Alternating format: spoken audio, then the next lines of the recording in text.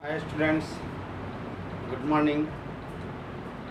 आप त्रिभुज की समरूपता के विभिन्न शर्त जान चुके हैं, सीख चुके हैं।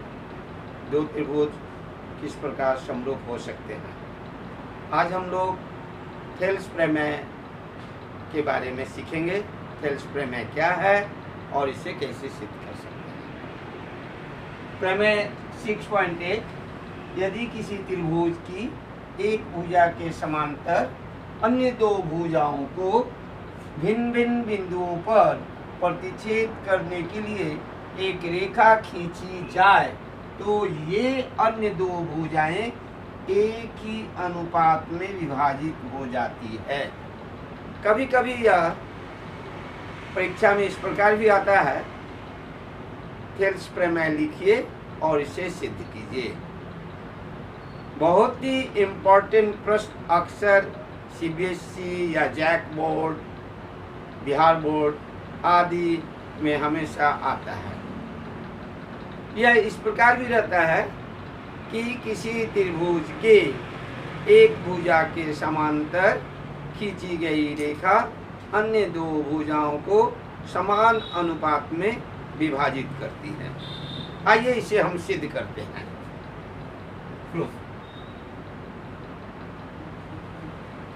एक त्रिभुज हमने बनाया, ए बी सी एक त्रिभुज है और बी सी के समांतर एक रेखा डी ई है। बस इसी को लिख देना है। मान लिया कि ए बी सी एक त्रिभुज है। ठीक है, त्रिभुज है। ABC के समांतर, त्रिभुज ABC में BC के समांतर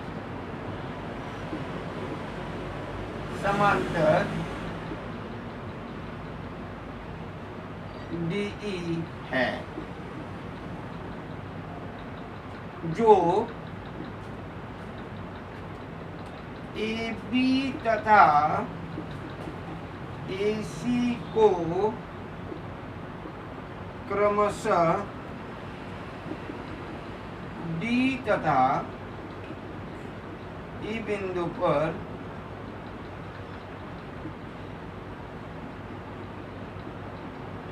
प्रतिच्छेद करती है। ठीक है, क्लियर? सिद्ध करना है।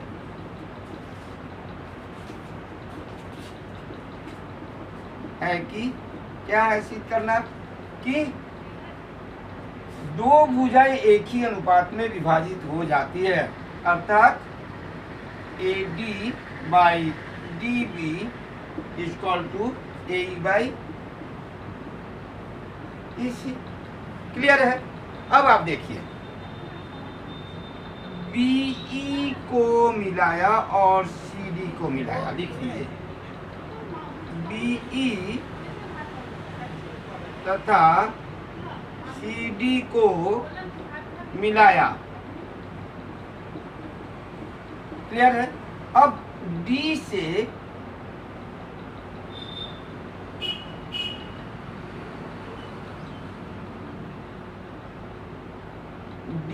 DP और E से EQ क्रमशः AC और AB पर लंब डालो। लिख दीजिए, DP लंब AC और EQ लंब AB खींचा। क्लियर? अब आपको त्रिभुज ADE और BDE ये त्रिभुज लेना है। देखिए, एरिया ऑफ त्रिभुज ADE क्या होगा? त्रिभुज का क्षेत्रफल आप जानते हैं कि त्रिभुज का क्षेत्रफल 1/2 आधार गुणे ऊंचाई, माने 1/2 आधार हो गया AD गुने ऊंचाई EQ। देखिए त्रिभुज का क्षेत्रफल 1/2 into base into height. Clear. अब त्रिभुज BDE का क्षेत्रफल, एरिया ऑफ त्रिभुज BDE, ये भी 1/2, आधार क्या है DB, और ऊंचाई EQ। ये ऊंचाई इस त्रिभुज का भी और ये ऊंचाई इस त्रिभुज का भी, क्योंकि ये इसका बेस है। ठीक है। अब एरिया ऑफ त्रिभुज ADE divided by area of त्रिभुज BDE, 1/2 into AD into EQ और 1/2 BB इंटू EQ। देखिए EQ cancel, 1/2 cancel, AD by DB, ये 1। क्लियर कि इस त्रिभुज का क्षेत्रफल और इस त्रिभुज के क्षेत्रफल का अनुपात AD/DB। अब इसी प्रकार इस त्रिभुज में और इस त्रिभुज का क्षेत्रफल, इसी प्रकार एरिया ऑफ ADE, त्रिभुज ADE divided by area of त्रिभुज CED,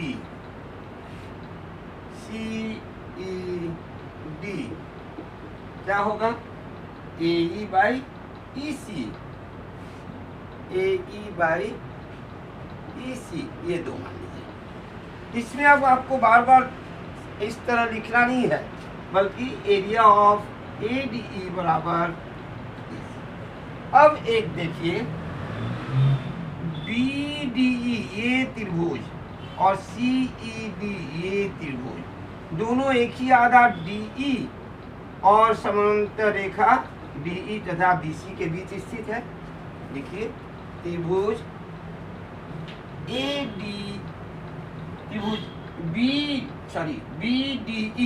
त्रिभुज BDE तथा त्रिभुज CED दोनों एक ही आधार DE तथा समांतर रेखाएं DE और BC, DE और BC के मध्य स्थित है। ठीक है। पिछले कक्षाओं में आप सीख चुके हैं कि एक ही आधार और समांतर रेखाओं के बीच बने त्रिभुजों का क्षेत्रफल हमेशा समान होता है। ये पिछले कक्षा में आप देखे हैं। इसीलिए एरिया ऑफ त्रिभुज BDE is equal to area of triangle CED। Clear है। ये 3 1 2 एवं 3 से देख लीजिए। 1 में क्या है कि ADE बाई ए बराबर इतना बटा इतना, 2 ये है, ADE यहाँ है, 2 में भी ADE, BDE और CED दोनों बराबर हैं, इसलिए 1 2 और 3 से AD बटा D B is equal to क्या होगा, ए बाई ई सी। सिद्ध, प्रूव्ड।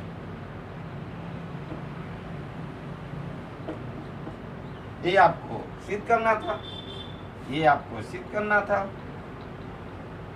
ठीक है, आप इसे बार बार प्रैक्टिस कीजिए और अक्सर आपके परीक्षाओं में यह थ्योरम आता है, वेरी इंपॉर्टेंट थ्योरम है। Thank you.